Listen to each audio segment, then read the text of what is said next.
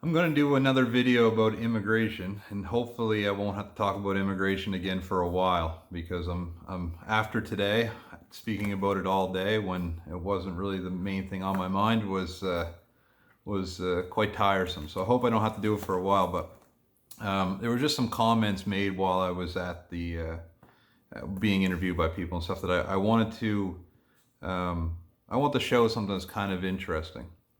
And another thing to mention, yesterday, whatever it was, yesterday, the day before that I put my video about immigration, I actually didn't know about the billboard that's caused so much stress in the last little while. So that was completely coincidence, and believe me, that it was a bit of a surprise to me.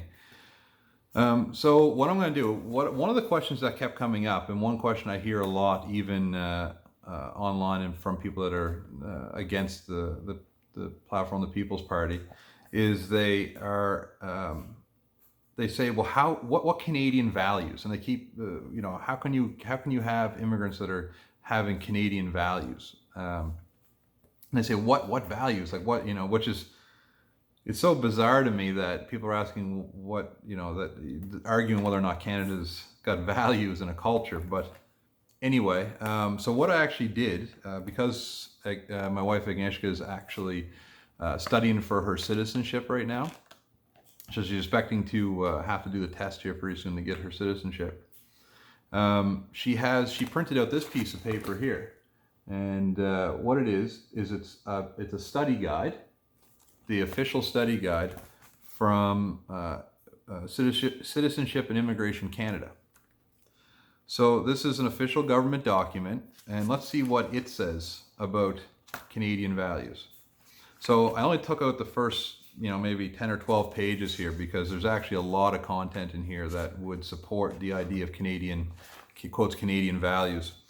And so I'm going to read a few quotes, and this is and I can speak for myself when I say this is what I mean by Canadian values. Okay, so in the Oath of Citizenship, which is on page 1, the last few lines are important. I will faithfully observe the laws of Canada and fulfill my duties as a Canadian citizen. And then on the next page, we have the message to readers, and here's 3 things. This is not from me. This is not from the PPC. This is from the Canadian Immigration Study Guide for Citizenship. For 400 years, settlers and immigrants have contributed to the diversity and richness of our country, which was built on a proud history and a strong identity. Canadians take pride in their identity and have made sacrifices to defend their way of life. Canadian citizens enjoy many rights, but Canadians also have responsibilities. They must obey Canada's law and respect the rights and freedoms of others. I mean, this is, you'd swear this was,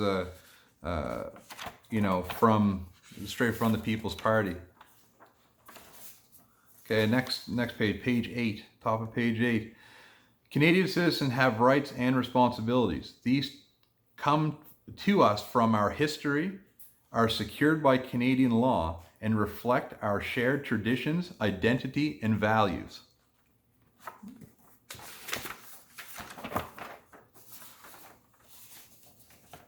Here's under a heading, the equality of women and men.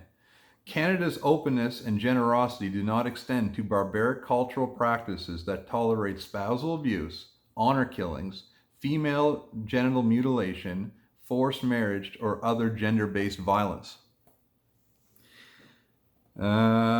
Citizenship responsibilities. No person or group is above the law. Taking responsibilities for oneself and one's family. Getting a job, taking care of one's family, and working hard to keep in keeping with one's abilities are important Canadian values. Work contributes to personal dignity and self-respect and Canada's prosperity. You'd think I was reading off our party's platform. Canada is known around the world as a strong and free country. Canadians are proud of their unique identity. I mean, it just keeps going on and on. I think this is the last one I marked, but some Canadians immigrate from places where they have experienced warfare or conflict. Such experiences do not justify bringing to Canada violent, extreme, or hateful prejudices. In Become Canadian, newcomers are expected to embrace democratic principles such as the rule of law.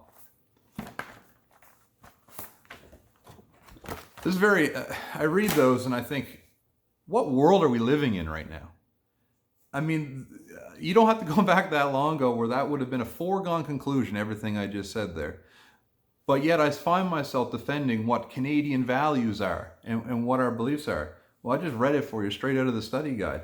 It seems so self-explanatory. I feel like I'm in upside down world having to even make a video about this. But that's what I would say to people who ask. There's the values.